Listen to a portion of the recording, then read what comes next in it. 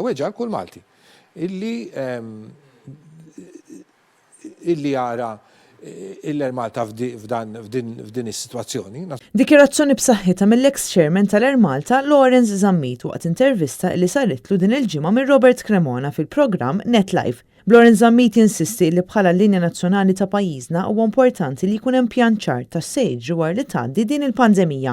Il-pandemija se tina ċans li nibdew mill-ġdid. Jien hekk nemmen illi pajjiżna se jibda mill-ġdid għaliex?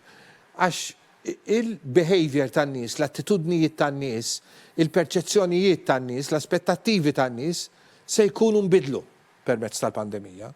Illi meta inti għandek l-opportunità li tibda mill-ġdid, għandek l-opportunità li tkun iktar innovattiv. U jien naħseb illi l-Air Malta għandha bżonn din l-innovazzjoni. Huwa spjega kif wara l-COVID is-settur tat-turiżmu rrid jerġa' jibda mill-ġdid. Jekk aħna nidħlu f'din l-issue tat-turiżmu tal-Air Malta f'daqqa, dal-ispirtu ta' kollaborazzjoni bejn iż-żewġ setturi, dal-ispirtu ta' innovazzjoni, jien naħseb illi ikollna storja kredibbli, ikollna linja tal-ajru kredibbli, linja tal-ajru sostenibbli. Lawrence Zammit qal li kwalinkwe strateġija tal-Air Malta trid tkun strateġija bbażata fuq it-turisti. Sostna li l-Air Malta trid tkun sostenibbli u jrid ikun hemm iktar opportunitajiet li wieħed jista' jieħu, speċjalment fis-sitwazzjoni preżenti.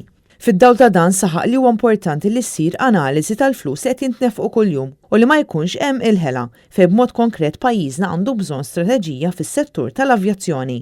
Fil-verità ma kellix strateġija roadmap għas-settur tal-avjazzjoni u hemmhekk naturalment jekk għandek dik imbagħad l-Air Malta tiffittja ġodik ukoll.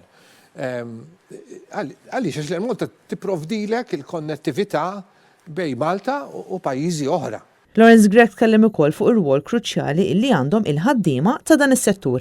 Li jekk inti trid tagħmel azzjenda sostenibbli trid tafda fil-ħaddiema tiegħek.